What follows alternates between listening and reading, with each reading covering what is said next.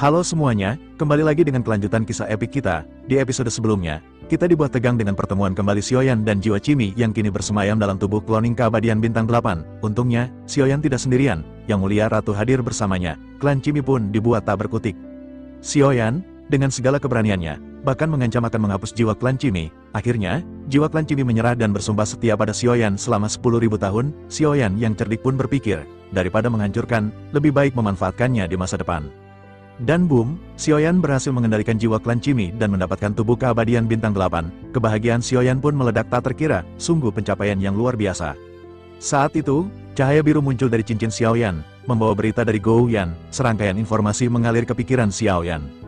Dalam pesan tersebut Gou Yan mengatakan bahwa dia adalah masalah besar. Gou Yan membutuhkan bantuan.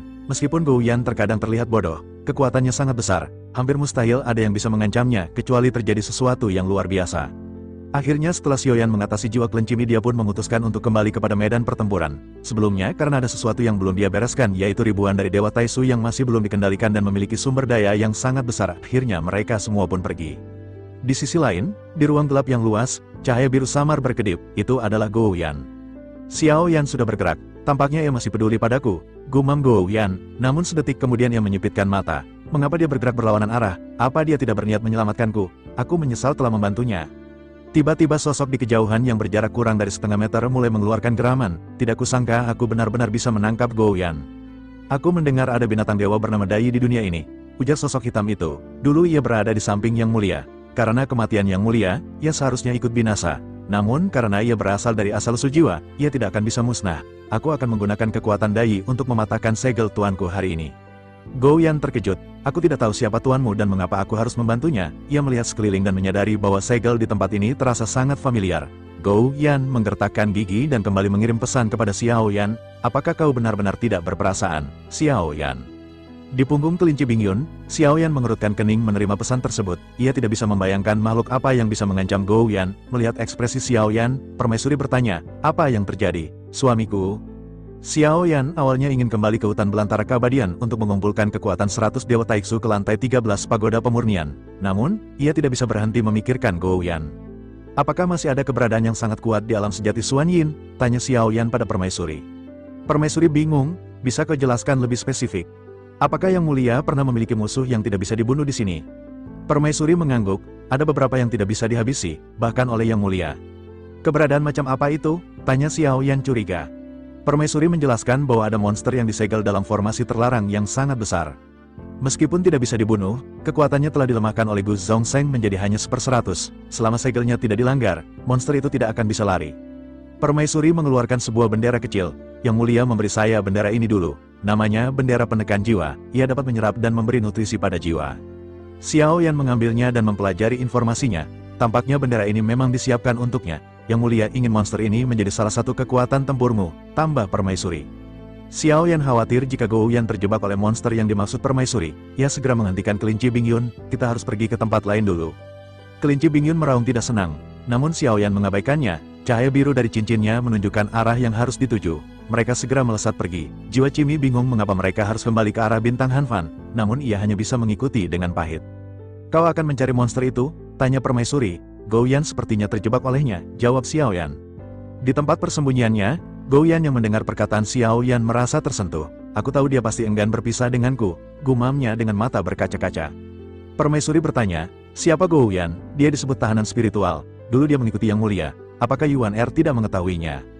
Permaisuri menggeleng, aku hanya tahu dulu ada binatang suci bernama Dai di samping Yang Mulia. Dia mahir dalam seni menahan diri, tapi aku belum pernah mendengar tentang tahanan spiritual. Xiaoyan menyipitkan mata, ia juga belum pernah mendengar nama Dai, namun, ia yakin akan segera mengetahuinya setelah menemukan Gou Yan. Di kejauhan, Gou Yan yang mendengar nama Dai seketika tertegun, air mata biru menetes dari matanya. Begitu menyentuh segel di kehampaan, cahaya biru meledak dan segel-segel tersebut runtuh. Kekuatan penyegelan menjadi tidak seimbang. Sudah sangat lama tidak bertemu, Dai, sebuah suara jahat terdengar dari bawah. Gou Yan berteriak, kau masih bisa tertawa meski sudah tersegel lama. Segel-segel di sekitar mulai hancur karena air mata Gou Yan menciptakan celah pada formasi. Sosok di balik segel berkata, tunggulah sejenak, aku akan segera keluar dan berbicara tentang masa lalu. Siapa yang akan membiarkanmu keluar? Balas Gou Yan. Ia segera mengeluarkan cahaya biru dari matanya untuk memperbaiki formasi yang longgar. Sosok itu berteriak marah, Semuanya bisa didiskusikan, aku memiliki apa yang kau inginkan. Gou Yan tersenyum tipis, aku tidak menginginkan apapun. Tiba-tiba, seberkas cahaya muncul memperlihatkan sebuah lengan berwarna biru transparan. Ini adalah lenganmu, Dai, aku yakin kau bisa merasakan auranya, ujar suara dari balik segel. Mata Gou Yan menyusut, inilah yang selama ini ia cari. Sosok itu menawarkan kerjasama. Jika Gou Yan membuka segelnya, ia akan memberitahu lokasi bagian tubuh fisik Dai yang lain. Gou Yan mengangguk setuju dan mendengarkan penjelasan lokasi-lokasi tersebut. Sekarang, lepaskan aku, pinta sosok itu. Gou Yan terdiam, membuat sosok itu semakin marah. Aku sedang menunggu, jawab Gou Yan santai. Menunggu apa? Aku pun tidak tahu. Waktu berlalu hingga suara siulan terdengar di kehampaan. Cahaya putih datang dengan cepat. Akhirnya Xiao Yan tiba, gumam Gou Yan. Sosok di dalam segel mengumpat, kau menunggu permaisuri, Dai, kau benar-benar hina dan tidak menepati janji. Gou Yan bingung, aku menunggu Xiao Yan, bukan permaisuri. Kelinci Bingyun sampai di hadapan Gou Yan. Xiao Yan menyipitkan matanya menatap Gou Yan dan berkata, sebaiknya kau berikan aku alasan yang masuk akal. Xiao Yan yang pada saat ini telah muncul di hadapan Gou Yan. Gou Yan pada saat ini terlihat sangat gembira dan segera mengungkapkan semua yang ia hadapi. Melihat Gou Yan yang berbicara terus-menerus, Xiao Yan pada saat ini segera berteriak memerintahkan Gou Yan untuk berhenti. Gou Yan benar-benar sangat berisik dan biarkan Xiao Yan mempelajari hal ini terlebih dahulu. Mendengar hal tersebut, Gou Yan pada akhirnya benar-benar terdiam dalam waktu sesaat. Sementara itu, Jimmy yang berdiri di belakang Xiao Yan melihat pemandangan ini dengan rasa ingin tahu. Sepertinya, ia juga merasa ada yang sangat lucu dan mengira bahwa ia tampaknya tidak sendiri, karena ini juga tampaknya korban dari Xiao Yan. Sementara itu, Xiao Yan pada saat ini segera berbalik dan mulai bertanya kepada permaisuri. Xiao Yan bertanya, apakah monster yang berada di bawah segel ini adalah monster yang disebutkan oleh Yaner? Permaisuri pun mengangguk dan berkata bahwa itu memang benar. Xiao Yan pada saat ini terus bertanya sambil melihat segel di sekitarnya. Meskipun Xiao Yan tidak menunjukkan keterkejutan, tetapi di dalam hatinya Xiao Yan masih cukup terkejut. Sampai saat ini adalah pertama kalinya Xiao Yan melihat formasi yang sangat besar dengan penekangan yang begitu kuat. Meskipun objek penekanan dari segel ini tidak dapat dilihat oleh Xiao Yan, hanya dengan melihat pengekangan segel yang sangat besar, sulit untuk membayangkan betapa menakutkannya monster yang ditekan di dalam. Xiao Yan pun bertanya kepada permaisuri, apakah Xiao Yan pada saat ini harus melepaskan segelnya? Permaisuri dengan tersenyum lembut berkata bahwa berisiko untuk melepaskannya, bukan karena permaisuri takut, tetapi makhluk ini sangatlah licik. Tetapi meskipun begitu, jika Xiao Yan ingin melepaskannya, hal itu bukanlah permasalahan. Meskipun ia mungkin dilepaskan dari segel ini, ia juga tampaknya tidak tahu bahwa batasan sebenarnya adalah ruang yang berada di sekitar. Ruangan ini telah terkunci, jadi walaupun kita membuka segelnya, dia tidak akan bisa pergi dari tempat ini. Xiao Yan pun segera mengerti apa yang pada saat ini dimaksud oleh permaisuri. Makhluk tersebut tidak akan dapat melarikan diri karena Yang Mulia telah mengatur semuanya dengan tepat. Tujuan akhirnya juga adalah memasukkan makhluk tersebut ke dalam bendera penekan jiwa. Semua ini telah disiapkan oleh Yang Mulia dan Xiao Yan hanya perlu melakukannya. Sementara itu di sisi lain, Gou Yan pada akhirnya kembali mulai berbicara kepada Xiao Yan. Sosoknya segera berkata, sebaiknya mereka pada saat ini segera pergi. Iblis ini tidak bisa dilepaskan dan mereka pada saat ini sebaiknya segera meninggalkan tempat tersebut. Segel ini juga telah kupersiapkan khusus untuknya, dan ini 10 kali lebih kuat jika dibandingkan dengan segel sebelumnya. Tidak akan ada yang bisa melanggar segel tersebut kecuali atas izin dari Gou Yan. Menanggapi hal tersebut, Xiao Yan pada saat ini terdiam, sementara Gou Yan mulai mendarat di bahu Xiao Yan. Gou Yan pada saat ini bersiap untuk pergi, tetapi Xiao Yan segera mulai berbicara kepada Gou Yan agar ia pada saat ini segera membuka segelnya. Gou Yan tercengang mendengar apa yang baru saja dikatakan oleh Xiao Yan. Sosoknya langsung menatap ke arah Xiao Yan dengan mata yang bertanya-tanya. Gou Yan tampaknya tidak bisa mempercayai apa yang baru saja keluar dari mulut Xiao Yan. Sosoknya pun segera bertanya, apa yang sesungguhnya dibicarakan oleh Xiao Yan? Apakah mereka pada saat ini akan membuka segelnya? Meskipun Gou Yan tidak begitu ingat benda apakah ini, tetapi itu jelas bukan sesosok yang bisa dianggap enteng. Makhluk ini benar-benar iblis, dan Gou Yan mengingat bahwa nama dari makhluk ini adalah Ye Tian. Ia adalah roh jahat dan ia telah berkeliling dunia untuk menyerap roh jahat. Ia telah menghabisi banyak orang dan itulah sebabnya Yang Mulia memerintahkannya untuk menahan dan menyegel sosok tersebut. Xiao Yan pada saat ini masih terdiam dan Xiao Yan tampak tidak menanggapi perkataan dari Gou Yan. Xiao Yan malah tersenyum lembut dan segera berbicara dengan tenang kepada makhluk yang berada di dalam segel. Xiao Yan bertanya, apakah Ye Tian bersedia untuk menjadi bawahan Xiao Yan? Menanggapi apa yang dikatakan oleh Xiao Yan, iblis bernama Ye Tian pada saat ini seketika mendengus dingin. Sosoknya lanjut berkata, apakah junior ini benar-benar sedang bersanda? Apa yang pada saat ini ia pikirkan? Apakah ia berpikir Ye Tian benar-benar akan rela menjadi bawahan seorang keabadian kaisar? Xiao Yan pada saat ini masih tersenyum dan Xiao Yan tampaknya tidak marah dengan apa yang dikatakan oleh Ye Tian. Xiao Yan lanjut berkata, jika begitu permasalahannya, sepertinya Ye Tian bersedia disegel di tempat ini. Begitu selesai berbicara, Xiao Yan pada akhirnya sedikit menoleh dan menatap ke arah Gou Yan. Xiao Yan lanjut berkata, sebaiknya Gou Yan pada saat ini membuat segel yang lebih kuat. Buat segel yang benar-benar kuat, sehingga tidak akan ada yang bisa melanggarnya terkecuali dunia ini runtuh. Makhluk seperti ini benar-benar harus dipenjarakan di tempat ini dan jangan sampai mendengar lolos. Apa yang baru saja dikatakan oleh Xiao Yan, Gou Yan pada saat ini tampak terlihat bersemangat. Sosoknya segera melesat keluar dari bahu Xiao Yan dan pada saat ini segera mulai berbicara. Sosoknya lanjut berkata bahwa sangat mudah baginya untuk membentuk segel yang jauh lebih kuat. Iblis semacam ini memang harus dipenjara di tempat ini selamanya. Dan meskipun ia tidak bisa dibunuh, ia benar-benar akan menderita kesepian di tempat ini untuk waktu yang tidak terhitung jumlahnya. Jika saja makhluk ini bisa dibunuh, maka Yang Mulia pasti sudah membunuhnya sejak lama. Begitu selesai berbicara, cahaya biru pada saat ini segera melonjak di mata Gou Yan dan Gou Yan terus-menerus memperkuat segel. Mendengar kata-kata yang baru saja keluar dari mulut Gou Yan, pada saat ini Ye Tian segera menyadari sesuatu. Kerendahan hati Gou Yan serta rasa hormatnya kepada Xiao Yan benar-benar membuat Ye Tian bingung. Sosoknya pada akhirnya segera bertanya kepada Xiao Yan, mengapa Dai benar-benar mendengarkan perkataanmu? Dan siapakah sosok tersebut? Xiao Yan pada saat ini segera mulai berbicara dengan suara yang dalam menanggapi perkataan dari Ye Tian. Xiao Yan berkata bahwa meskipun auranya telah berubah, apakah ia tidak bisa mengenali jiwa ini? Ye Tian sedikit terdiam sebelum akhirnya setelah beberapa saat kemudian sosoknya mendesis dingin. Ye Tian lanjut berkata bahwa jiwa dari orang ini benar-benar agak familiar. Sesaat kemudian suara kaget Ye Tian meledak di kehampaan seperti guntur ketika ia bertanya, apakah sosok ini adalah Gu Zongsheng? Meskipun auranya mirip, tetapi bau jiwanya sedikit salah. Mungkinkah Gu Zongsheng telah bereinkarnasi setelah kematiannya? Mendengar hal tersebut, Xiao Yan pada saat ini hanya tersenyum dan Xiao Yan mengagumi kemampuan dari monster-monster tua seperti ini. Mereka benar-benar bisa menebak identitas Xiao Yan setelah bertahun-tahun yang tak terhitung jumlahnya. Tentu saja premisnya adalah bahwa monster-monster tua ini telah banyak berinteraksi dengan Yang Mulia. Entah mereka berteman dekat dengan Yang Mulia atau mungkin mereka sangat membenci Yang Mulia. Tetapi tampaknya iblis saat ini yang bernama Ye Tian mungkin termasuk orang yang membenci Yang Mulia. Di sisi lain, Ye Tian pada saat ini segera kembali berbicara dengan perkataan yang bercampur sarkasme. Sosoknya berkata, baru saja Dai mengatakan bahwa Gu Zongsheng telah menyegelnya di sini. Tampaknya sekarang kekuatan reinkarnasi Gu Zongsheng telah turun ke tingkat keabadian Kaisar. Apakah ia benar-benar berpikir bahwa ia dapat mengendalikannya dengan kekuatan seperti itu? Xiao Yan pada saat ini mengabaikan ledekan Ye Tian dan Xiao Yan segera berkata kepada Gou Yan agar Gou Yan membuka blokirnya. Gou Yan seketika tercengang dan terhenti. Begitu Gou Yan hendak berbicara untuk membujuk Xiao Yan, mata Xiao Yan pada saat ini menjadi dingin ketika menatap ke arah Gou Yan. Gou Yan pada akhirnya tidak berani berkata apa-apa lagi dan segera mengikuti perintah Xiao Yan. Cahaya biru yang sebelumnya digunakan untuk menyegel pada saat ini dibalik untuk menghancurkan segel. Segel seketika runtuh dan menghilang, dan pembatasan yang tak terlihat dengan telanjang mulai bergetar. Sejumlah besar formasi runtuh secara bertahap dan kehilangan efek penyegelannya. Ye Tian yang telah bersabar untuk waktu yang lama juga mulai gelisah mengenai hal ini. Dalam waktu kurang dari setengah batang dupa, Gou Yan pada akhirnya benar-benar telah menembus sebagian besar segel. Begitu Gou Yan berhasil melenyapkan semua segel, seberkas cahaya ungu kehitaman melesat ke langit. Cahaya ini lanjut mengembun dan berubah menjadi awan ungu kehitaman dengan adanya kilatan listrik ungu. Sebuah suara sarkastik juga pada saat ini segera datang dari kedalaman awan ungu kehitaman. Suara ini dipenuhi dengan kebencian ketika berbicara dengan nada menghina ke arah Xiao Yan.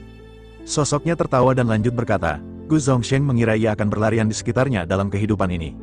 Ia benar-benar tidak menyangka bahwa Gu Zongsheng akan bereinkarnasi dan menjadi seorang keabadian kaisar. Ia juga benar-benar ingin Ye Tian menjadi bawahannya, dan itu merupakan suatu hal yang sangat konyol. Ia tidak akan menghabisi Gu Zongsheng hari ini, tetapi itu semua karena gadis yang berada di sebelahnya. Ia akan datang kembali mencari Xiao Yan dalam 1000 tahun sebelum akhirnya mereka akan menyelesaikan dendam lama dan baru bersama-sama. Begitu suara ini terdengar, tubuhnya pada saat ini segera melesat ke kejauhan. Kecepatannya sangat cepat dan sosoknya benar-benar menghilang tanpa jejak. Gou Yan pada saat ini memandang ke arah Ye Tian yang menghilang dan sosok Gou Yan menghela napas lega. Gou Yan berkata, untungnya ia tidak menaruh dendam kepada Gou Yan, benar-benar sangat beruntung. Sosok tersebut pergi dan jika iblis ini dilepaskan, akan ada iblis keji lainnya di dunia ini. Gou Yan pada saat ini melirik ke arah Xiao Yan dengan acuh tak acuh dan mulai kembali berbicara dengan nada menyindir. Gou Yan menghela napas dan berkata bahwa ia tidak tahu berapa banyak makhluk yang akan mokat mengenaskan. Sementara itu di sisi lain, Permaisuri pada saat ini berkata dengan lembut ketika menyebut setengah batang dupa. Gou Yan seketika menatap ke arah Permaisuri dengan mata bingung, sementara Xiao Yan pada saat ini mengangguk. Xiao Yan pada akhirnya duduk bersila di punggung kelinci Bingyun dan menunggu waktu setengah batang dupa. Benar saja, seperti apa yang dikatakan oleh Permaisuri. Karena setelah setengah batang dupa, awan ungu kehitaman kembali melayang mendekat. Ia akhirnya merasakan adanya sesuatu yang aneh. Ye Tian pada saat ini berteriak kepada Xiao Yan ketika bertanya, tempat apakah ini? Mengapa ia tidak bisa keluar dari tempat ini? Xiao Yan sama sekali tidak menjawab pertanyaan dari Ye Tian sementara kelinci Bingyun benar-benar telah melesat dan mulai menghilang. Ye Tian pada saat ini benar-benar terkejut dan sosoknya tidak bisa menemukan jalan keluar sama sekali. Tampaknya kehampaan ini seperti lingkaran tanpa celah dan tidak peduli bagaimana ia berusaha, ia benar-benar akan selalu berada di dalam lingkaran. Ye Tian menjadi cemas sebelum akhirnya segera berteriak ke arah Xiao Yan yang menghilang. Sosoknya meminta Xiao Yan untuk menunggu sejenak dan cepat kembali. Ada yang ingin mereka bicarakan dan hal ini benar-benar sangat penting. Begitu suaranya menyebar, tidak ada respon yang terdengar dari Xiao Yan. Ye Tian juga tidak bisa mendeteksi aura apapun di sekitarnya. Ye Tian mulai mencari dengan panik dan seluruh awan mulai mengembang. Ye Tian pada saat ini mencoba segala cara dan Ye Tian bergumam bahwa jika ada jalan keluar, akan ada singularitas energi dan itulah yang akan dimanfaatkan oleh Ye Tian. Ye Tian pada akhirnya menggunakan banyak metode, tetapi tidak peduli seberapa keras Ye Tian mencoba, sosoknya benar-benar tidak bisa keluar. Ye Tian pun bergumam, mengapa tidak ada singularitas di tempat ini, selama adanya kehampaan dan ruang, tidak mungkin tidak ada singularitas. Sosoknya pada saat ini sedikit merenung sebelum akhirnya sosoknya menyadari sesuatu. Ye Tian memikirkan kemungkinan yang tak terhitung jumlahnya hingga pada akhirnya ia bisa merasa bahwa ada sesuatu yang salah. Sosoknya bergumam bahwa karena tidak ada singularitas, tampaknya tempat ini masih berada di dalam segel. Ye Tian pun menggertakkan giginya dan pada saat ini segera meraung dengan marah. Selanjutnya, Ye Tian tampaknya tahu bahwa Xiao Yan masih belum pergi dari tempat ini. Sosoknya segera berkata bahwa ia berjanji kepada Xiao Yan bahwa ia akan menjadi bawahannya, namun ia akan melindunginya paling lama 1000 tahun. Begitu perkataannya terdengar, kehampaan pada saat ini masih tetap sunyi dan Xiao Yan benar-benar masih belum muncul. Ye Tian segera kembali menambahkan tawarannya menjadi 2000 tahun. Menyadari Xiao Yan yang masih belum menanggapinya, sosoknya pada akhirnya segera menambahkan kembali tawarannya. Xiao Yan pada saat ini masih belum muncul dan Ye Tian pada saat ini benar-benar berteriak dengan penuh amarah. Sementara itu di sisi lain, Xiao Yan pada saat ini berada di kehampaan dan di hadapan Xiao Yan pada saat ini ada Ye Tian yang meraung dengan marah.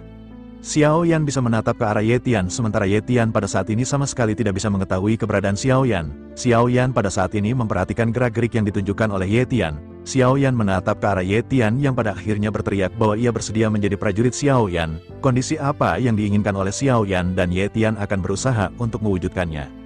Ye Tian yang tidak mendapatkan tanggapan dari Xiao Yan pada akhirnya perlahan-lahan menjadi tidak sabar.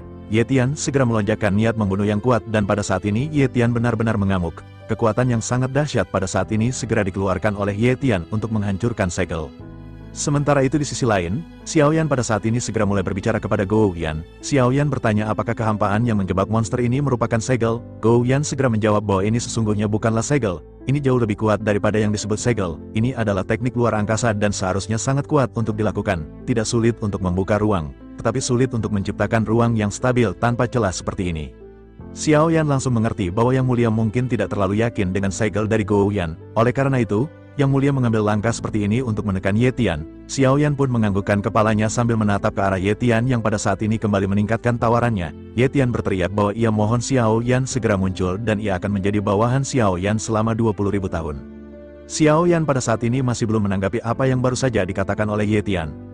Xiao Yan pada saat ini menoleh menatap ke arah permaisuri dengan ekspresi aneh dan mulai bertanya, apakah monster ini hanya awan ungu kehitaman? Permaisuri sedikit tersenyum dan berkata bahwa ia memiliki kehidupan transenden dan bukan milik makhluk hidup manapun. Ia juga telah lolos dari keberadaan surga dan penampilannya selalu berubah. Permaisuri ingat bahwa ia suka berdandan seperti anak kecil yang menakutkan.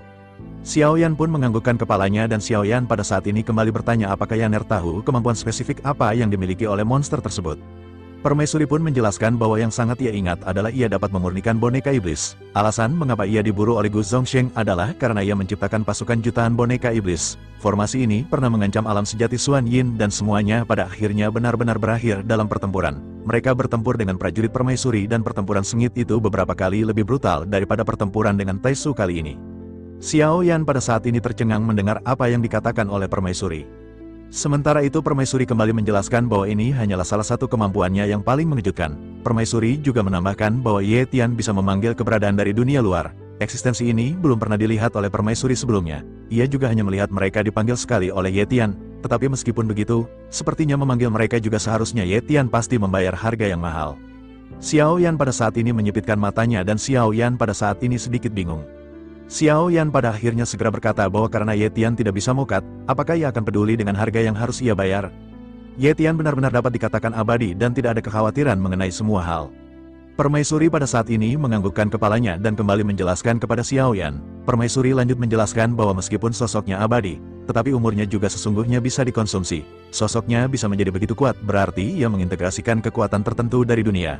Jika habis, dan meskipun ia telah mencapai keabadian, ia akan mengonsumsi energi yang sangat besar. Meskipun ia tidak akan mokat, tanpa adanya energi ia benar-benar bisa seketika gila. Xiao Yan pada saat ini menganggukkan kepalanya mendengar apa yang baru saja dikatakan oleh permaisuri. Xiao Yan pada saat ini lebih fokus pada dua kemampuan yang sangat menakutkan yang dimiliki oleh Ye Tian, menciptakan pasukan jutaan boneka iblis dan mampu berhadapan dengan tentara permaisuri. Hal ini sudah cukup untuk menunjukkan betapa kuatnya mereka. Namun Xiao Yan juga pada saat ini tampak bingung dengan apa yang dilakukan oleh Ye Tian. Xiao Yan berkata bahwa Ye Tian merupakan keberadaan yang benar-benar abadi. Oleh karena itu mengapa ia benar-benar masih melakukan hal-hal yang tidak berarti seperti ini. Permaisuri pada saat ini kembali mulai menjelaskan kepada Xiao Yan dan berkata bahwa memulai pertarungan itu sendiri adalah arti keberadaan dari Ye Tian. Tanpa adanya perang, maka Ye Tian sesungguhnya tidak akan lahir. Begitu mendengar hal ini, Xiao Yan pada akhirnya mengerti mengapa Yang Mulia ingin memasukkan Ye Tian ke dalam rencananya. Karena Ye Tian terlahir untuk bertempur, maka hal ini akan bisa sedikit banyaknya membantu dunia sensi. Seiring dengan perbincangan Xiao Yan dan permaisuri, sosok Ye Tian pada saat ini benar-benar telah kehilangan jejak arogansinya. Pada saat ini ia benar-benar memilih untuk menundukkan kepalanya. Xiao Yan pada akhirnya mengerti bahwa tampaknya sudah waktunya bagi Xiao Yan untuk menemui Ye Tian. Xiao Yan pun menempuh kelinci Bingyun sebelum akhirnya mereka segera kembali memasuki kehampaan tempat di mana Ye Tian berada. Melihat Xiao Yan yang kembali muncul, Ye Tian pada akhirnya kembali menjadi gelisah. Niat membunuh pada saat ini masih bisa dirasakan Xiao Yan meskipun Ye Tian berusaha. Xiao Yan pun segera berbicara, sebaiknya Ye Tian menyingkirkan niat membunuhnya. Jika ia bahkan tidak bisa menahannya, maka ia harus tetap berada di sini. Ye Tian pada saat ini segera mulai berusaha untuk menekan niat membunuhnya. Ye Tian tidak berani berjudi dan Ye Tian benar-benar takut jika Xiao Yan pergi meninggalkannya. Melihat Ye Tian yang pada saat ini mengikuti perkataan Xiao Yan juga tidak ingin membuang waktu dan langsung mengeluarkan bendera penekan jiwa. Melihat bendera di tangan Xiao Yan, awan ungu kehitaman tampak terlihat gelisah dan bingung. Tetapi meskipun begitu ia tahu bahwa itu pasti sesuatu yang tidak baik. Xiao Yan pada saat ini juga segera mulai berbicara dengan singkat dan cukup mendominasi kepada Ye Tian. Xiao Yan berkata bahwa Xiao Yan memiliki keputusan terakhir jika ia ingin pergi. Sebelum itu, Ye Tian harus menyetujui setiap permintaan Xiao Yan dan segera masuk ke bendera ini. Dengan begitu, maka Xiao Yan akan bisa membawanya pergi. Ye Tian pada saat ini sesungguhnya merasa sangat enggan tetapi ia tampak tidak memiliki pilihan lain. Ye Tian juga pada saat ini hendak bernegosiasi tetapi ketika melihat Xiao Yan meletakkan bendera penekan jiwa ke dalam cincin penyimpanan, Ye Tian menyadari bahwa Xiao Yan pada saat ini tidak ingin berkompromi dengan Ye Tian. Sosoknya pada akhirnya segera berkata bahwa ia akan mengikuti permintaan dari Xiao Yan. Bagaimana mungkin ia pada saat ini menolak hal tersebut? Xiao Yan bisa merasakan adanya ketidakberdayaan dari nada suara Ye Tian. Sosoknya pada akhirnya segera melesat memasuki bendera penekan jiwa di tangan Xiao Yan. Firasat buruk juga pada saat ini menjadi semakin kuat di dalam hati Ye Tian. Namun karena ia tidak memiliki pilihan, ia pada akhirnya benar-benar memasuki bendera. Kekuatan hisab yang kuat juga pada saat ini benar-benar menekan Ye Tian dan sosoknya tidak bisa lagi kembali keluar. Ye Tian segera berteriak, kekuatan macam apakah ini? Ia benar-benar menyesalinya dan ia berharap Xiao Yan mengeluarkannya. Begitu selesai berbicara, kekuatan yang kuat pada saat ini segera melonjak keluar dari tubuh Ye Tian. Kekuatan yang bercampur dengan asap ungu kehitaman dengan busur listrik ungu segera menyebar keluar dari bendera. Namun kekuatan yang lebih kuat juga pada saat ini segera menekan kekuatan Ye Tian. Sosok kabut berwarna ungu kehitaman pada akhirnya kembali masuk ke dalam bendera dan benar-benar tidak lagi bisa musik keluar. Ye Tian pada saat ini hanya bisa menggertakkan giginya dan ia tahu bahwa ia tampaknya telah dibodohi lagi. Kekuatan yang kuat yang ditinggalkan oleh Yang Mulia pada saat ini benar-benar membombardir tubuhnya, membuat sosoknya tidak bisa bergerak.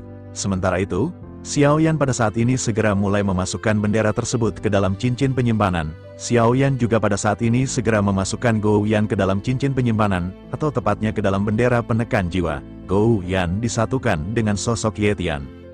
Gou Yan pada saat ini segera berteriak bahwa Xiao Yan benar-benar tidak tahu terima kasih. Gou Yan pada saat ini lanjut berteriak meminta tolong kepada Xiao Yan. Gou Yan tampak melarikan diri ke seluruh ruang yang berada di dalam bendera penekan jiwa. Ye Tian pada saat ini melampiaskan semua amarahnya kepada Gou Yan yang berada di hadapannya. Keduanya adalah makhluk abadi dan Xiao Yan pada saat ini tidak mengkhawatirkan keselamatan mereka. Xiao Yan pada akhirnya segera berbicara kepada permaisuri, sebaiknya mereka pada saat ini kembali ke hutan belantara keabadian. Permaisuri pun sedikit mengangguk dan kelinci Bingyun pada saat ini segera mulai melesat. Jiwa Cimi pada saat ini juga mengikuti Xiao Yan dari belakang. Masalah klon dewa asli dan Gou Yan pada akhirnya benar-benar telah terpecahkan. Xiao Yan juga telah memperoleh banyak hal. Klon dewa asli tidak hanya berhasil menembus ke dewa asli bintang 5, tetapi ia juga dapat menaklukkan dewa asli bintang 8. Klon dari jiwa Cimi juga pada saat ini tampaknya bukan lagi permasalahan besar bagi Xiao Yan. Xiao Yan juga pada saat ini telah menaklukkan iblis Yetian dan Xiao Yan akan menggunakan kemampuannya di masa depan. Hal ini akan sekali lagi meningkatkan kekuatan tempur Xiao Yan. Mempertimbangkan semua yang Xiao Yan miliki sekarang, kekuatan tempurnya semakin kuat dan terus-menerus menjadi meningkat. Jumlah orang kuat di bawah komando Xiao Yan pada saat ini terus-menerus bertambah dan Xiao Yan pada saat ini menghela nafas. Ini adalah kepercayaan diri yang diperlukan oleh Xiao Yan untuk kembali ke Senshi. Karena tidak ada yang tahu pertempuran seperti apa yang akan Xiao Yan hadapi, keberadaan kuat ini tentu saja benar-benar akan membantu Xiao Yan. Hanya dengan cara inilah Xiao Yan benar-benar memiliki kekuatan untuk melawan Taisu.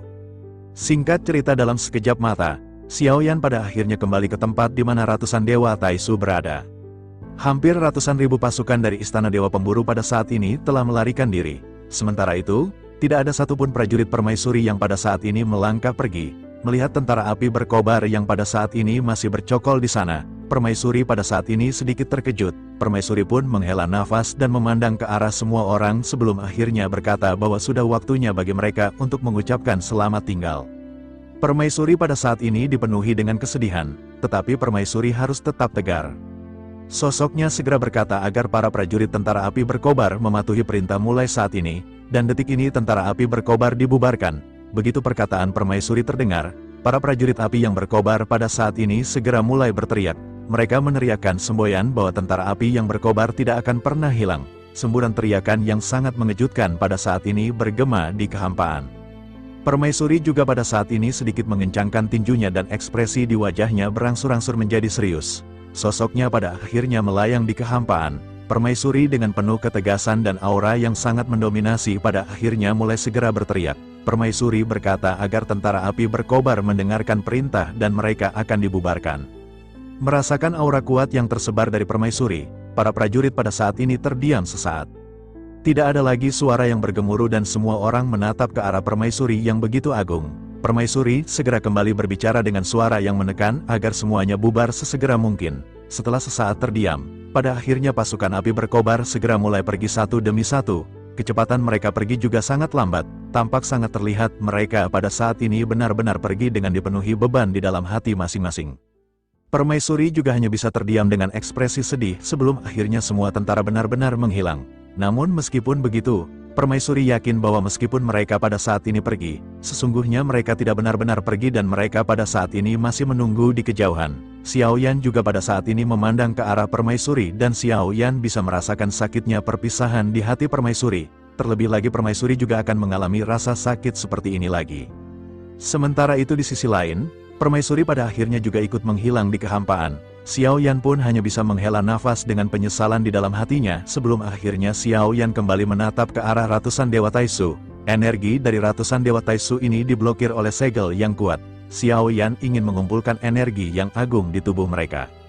Tanpa banyak basa-basi, cincin penyimpanan di jari Xiao Yan bersinar dan bendera penekan jiwa seketika muncul.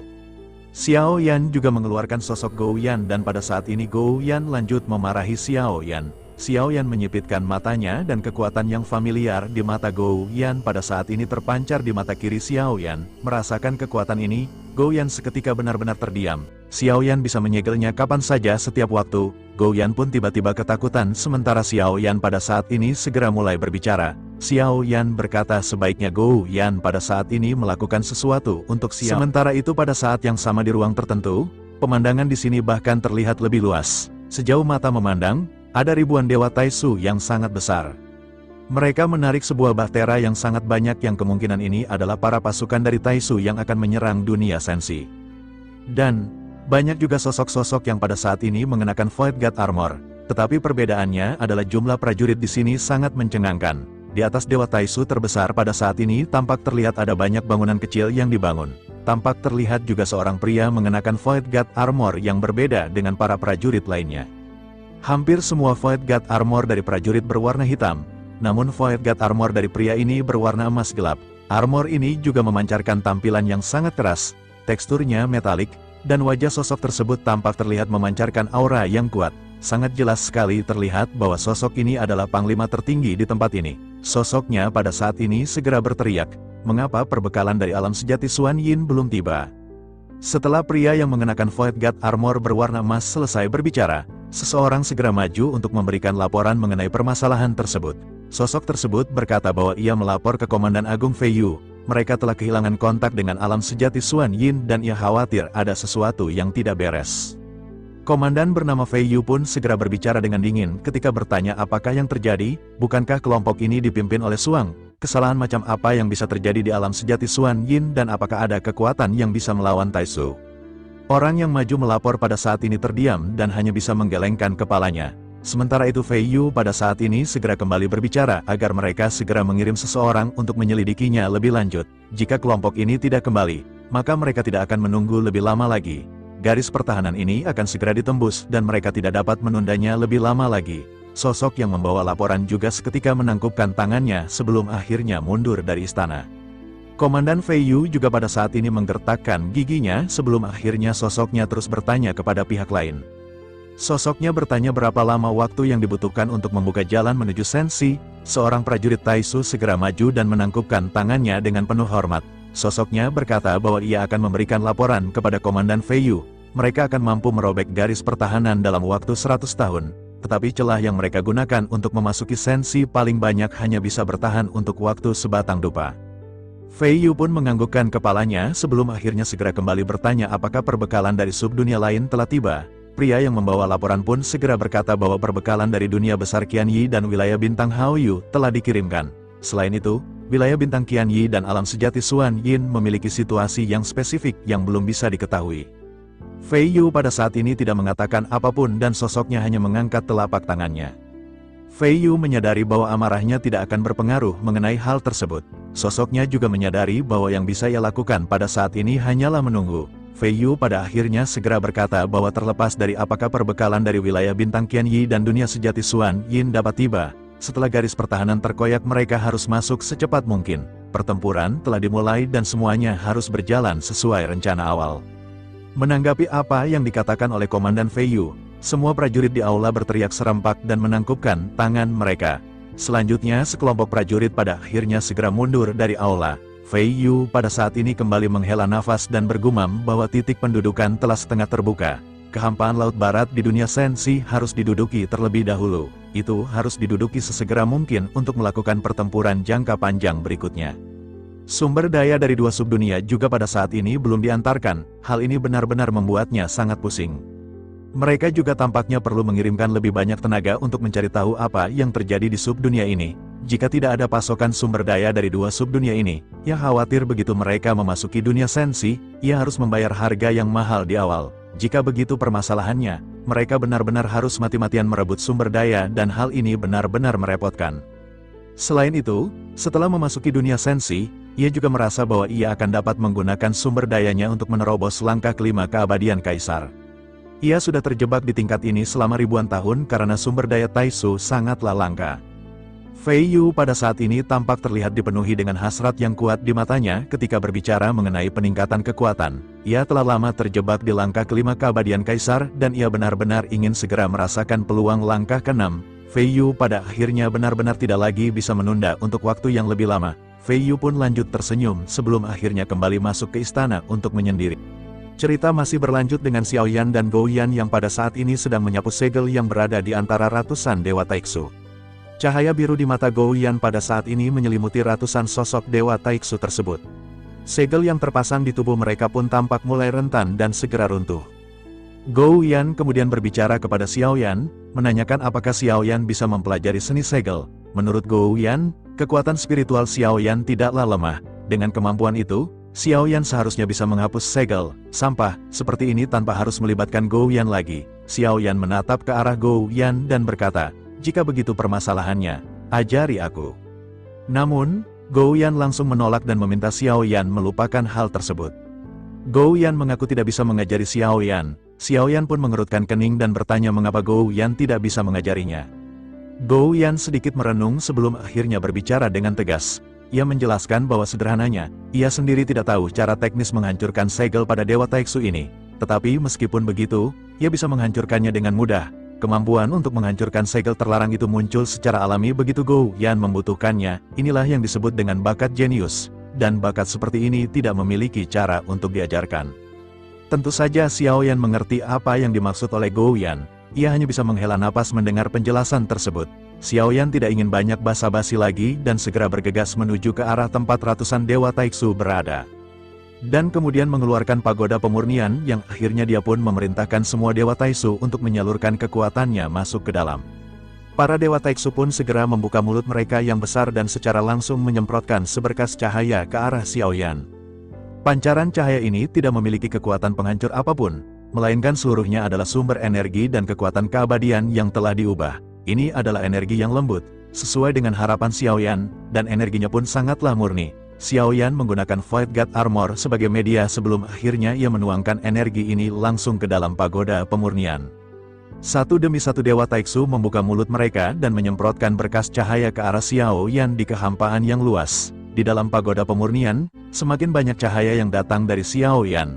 Bahkan permaisuri yang berada di kejauhan juga mengarahkan pandangannya ke arah Xiao Yan dengan penuh keterkejutan. Wajahnya yang jarang menunjukkan ekspresi aneh, kali ini menunjukkan rasa takjub. Bahkan sang permaisuri sendiri tidak tahu bagaimana Xiao Yan bisa melakukan hal sehebat ini. Sementara itu, Xiao Yan hanya perlu menunggu suplai energi dari ratusan Dewa Taiksu. Karena tidak bisa merasakan hal lain, Xiao Yan mulai merasa sedikit bosan. Ia memutuskan untuk melihat apakah ada harta karun di dalam cincin penyimpanan yang ditinggalkan oleh Zuci. Meskipun Xiao Yan tidak mendapatkan ingatan Zuci, ia berharap ada sesuatu yang berharga di dalam cincin tersebut. Kekuatan spiritual Xiao Yan segera mencoba menembus cincin penyimpanan milik Zuci, tetapi ia menemukan bahwa ada sebuah segel yang menguncinya. Xiao Yan kemudian memerintahkan Gou Yan untuk menghancurkan segel tersebut. Dengan mudah, Gou Yan menghilangkannya, dan kekuatan spiritual Xiao Yan segera menyebar ke dalam cincin penyimpanan tersebut. Meskipun Gou Yan merasa sedikit enggan karena terus-menerus dimanfaatkan oleh Xiao Yan, ia tidak memiliki pilihan lain. Ia hanya bisa menatap Xiao Yan yang sedang asyik mengobrak-abrik isi cincin tersebut. Xiao Yan sangat terkejut dengan kekayaan yang dimiliki oleh Zuci. Ada banyak sekali pil origin Qi yang jumlah totalnya mencapai ratusan miliar. Inilah yang paling mengejutkan Xiao Yan, ia tiba-tiba memiliki ratusan miliar pil origin Qi tanpa menyadarinya. Xiao Yan pun segera mengirimkan pil-pil ini ke dalam pagoda pemurnian. Namun, ia melihat bahwa energi yang sangat besar dari permaisuri dan Dewa Taiksu tersebut ternyata hanya mampu menerangi sebagian kecil dari lantai 13 pagoda pemurnian. Xiao Yan benar-benar tercengang dengan kapasitas penyimpanan energi yang sangat luas milik lantai 13 tersebut. Setelah mengirimkan semua pil origin, Xiao Yan kembali mencari di dalam cincin suci. Ia menemukan banyak keterampilan bertarung tingkat D, tetapi ia tidak membutuhkannya. Yang ia cari adalah keterampilan bertarung tingkat suci. Sayangnya, ia tidak menemukannya. Namun, sesaat kemudian, Xiao Yan menemukan sebuah slip batu giok yang berbentuk teratai. Ia merasakan perasaan yang akrab terpancar dari benda itu.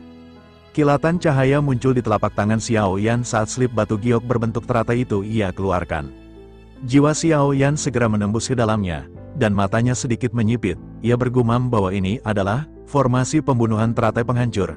Meskipun metodenya sangat berbeda dengan teratai api milik Xiao Yan, ada banyak kesamaan dalam hal bentuk dan ledakannya. Namun, Xiao Yan menggelengkan kepalanya dan memasukkan kembali benda itu ke dalam cincin. Ia menolak mempelajari teknik tersebut karena harga yang harus dibayar terlalu tinggi, yaitu memerlukan penghancuran diri dari klon miliknya. Xiao Yan kembali mencari dan menemukan teknik segel terlarang, serta teknik formasi yang sebelumnya digunakan oleh Zuci. Istana Dewa Pemburu ternyata sangat mengandalkan formasi terlarang ini dalam pertempuran. Sebuah gulungan muncul di tangan Xiao Yan bertuliskan, formasi perubahan awan Sirius. Begitu menyentuhnya, Xiao Yan merasa jiwanya seolah tersedot. Ia bergumam bahwa formasi ini sangat bagus karena merupakan keterampilan bertarung tim. Semakin banyak orang yang terlibat, maka akan semakin kuat formasinya. Setelah menyimpan gulungan tersebut, Xiao Yan menemukan sebuah sarung tinju yang bersinar dengan cahaya aneh. Sepertinya benda ini masih baru dan belum pernah digunakan oleh Zuci. Begitu meletakkannya di telapak tangan, tubuh Xiao Yan tiba-tiba menegang dan perasaan panas seketika melekat di tinjunya. Ia merasa sarung tinju ini sangat bagus. Apalagi sekarang tubuhnya telah menembus tingkat keabadian, dengan tambahan klon dewa asli. Kekuatan tubuhnya akan meningkat pesat, dan jika ditambah sarung tinju ini, teknik 82 tinju para dewa akan menjadi jauh lebih kuat. Xiao Yan terus mencari di antara puing-puing di dalam cincin suci yang sebagian besar tidak berguna. Tanpa disadari, waktu telah berlalu lama. Ratusan berkas cahaya dari Dewa Taiksu telah menghilang karena energi mereka terkuras habis. Yang pada akhirnya Xiao pun merasa bahagia dia telah banyak mendapatkan sumber daya. Sampai akhirnya dia pun menatap kejauhan yang ternyata ada pemain suri. Xiao pun segera bergegas menghampiri pemain suri. Tiba-tiba, lengan kuat Xiao melingkari pinggang permaisuri. Xiao berkata bahwa sebelum berpisah, ada sesuatu yang harus mereka lakukan. Permaisuri tersenyum manis dan melambaikan lengan bajunya, menciptakan penghalang ruang di sekitar mereka. Yusuan pun menarik diri, membiarkan mereka berdua. Kelinci Bingyun pun berubah menjadi kasur yang empuk untuk mereka. Setelah waktu berlalu, permaisuri memeluk Xiao dan bertanya apakah Xiao tidak bisa tinggal dan tidak kembali ke dunia sensi. Xiao menggeleng, menjelaskan bahwa banyak orang penting yang menunggunya di sana. Permaisuri menunduk sedih, teringat bahwa Gu Zongsheng dulu juga mengatakan hal yang sama. Xiao meminta permaisuri memberitahu keadaannya yang sebenarnya agar ia bisa mencari cara menghidupkannya kembali nanti. Permaisuri menyeka air matanya dan berkata bahwa Xiao cukup mengingat kecantikannya saja. Ia menjelaskan bahwa ia tidak memiliki jiwa utama lagi. Ia telah menghancurkan tubuh dan jiwanya sendiri. Yang tersisa hanyalah kesadaran dan ingatan. Xiao tetap tidak mau menyerah. Namun permaisuri menegaskan bahwa bahkan Gu Zongsheng pun tidak bisa membangkitkannya. Xiao akhirnya terdiam dan berjanji akan selalu mengingat permaisuri seumur hidupnya. Saat tiba di tempat pertama kali Xiao menginjakkan kaki di dunia ini, saat perpisahan pun tiba, Xiao memeluk permaisuri dengan sangat erat, air matanya mengalir deras. Permaisuri tersenyum lembut dan memberikan berkah terakhirnya. Ia menyerahkan seluruh energi dunianya kepada Xiao Cerita kita berakhir di sini. Namaku adalah Chen Xianyuan, dan aku adalah istri Xiao bisiknya. Seketika, lengan Xiao terasa kosong. Sosok permaisuri hancur menjadi ketiadaan dan menyatu ke dalam tubuh Xiao Xiao berteriak memanggil nama Yuan tetapi suaranya tercekat oleh rasa sakit yang luar biasa di hatinya. Perpisahan itu datang begitu tiba-tiba dan menyakitkan. Xiao mencoba menenangkan diri, menyadari bahwa ia bahkan belum sempat mengucapkan selamat tinggal yang layak. Kelinci Bingyun yang telah berubah menjadi gadis kecil pun pergi meninggalkannya sendirian. Xiao berdiri terpaku menatap kehampaan alam sejati Xuan Yin, membawa kenangan indah yang tak akan pernah. Yuan aku pasti akan menghidupkan kamu lagi.